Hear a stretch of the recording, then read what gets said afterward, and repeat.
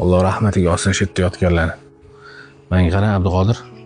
Mahallada birorta bir qiynalgan, pulga muhtoj odam yo'qmi? Tinchlikmi xo'jayin? Buni nega so'raysiz? Bir ehsonim bor edi, shuni bermoqchi edim. Bir tanishim bor. Juda qiynalgan oila. Farzandlari ham ko'p. Xohlasangiz, shularga beramiz. Yaxshi bo'lardi. Bir vaqtlar Xudo xolasa ko'p pul topsam, adam boshimni ko'tarib yuraman deb niyat qilgandim.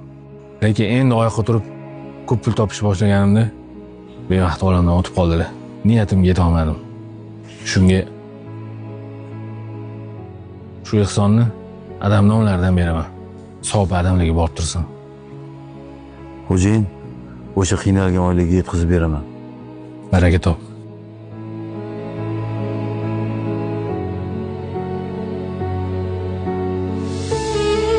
O bolam.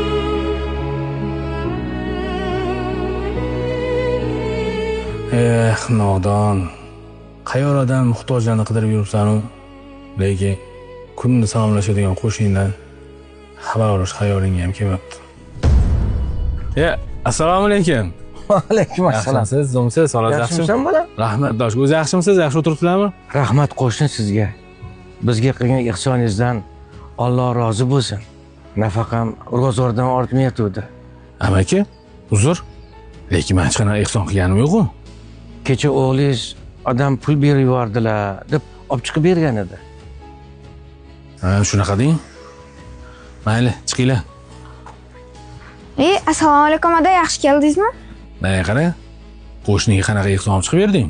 Ha, amakim aytdilarmi? Ularga yordam kerakligini eshitgandim. Savob sizga tegib tursin deb siz nomingizdan ehson berdim. Siz ham rahmatli dodam nomlaridan har doim ehson tarqatasiz-ku. Lekin shuncha pulni qayerdan olding? Menga ishlatish uchun bergan pullaringizni 2 yildan beri yig'ib yurardim. O'shani olib chiqib berdim.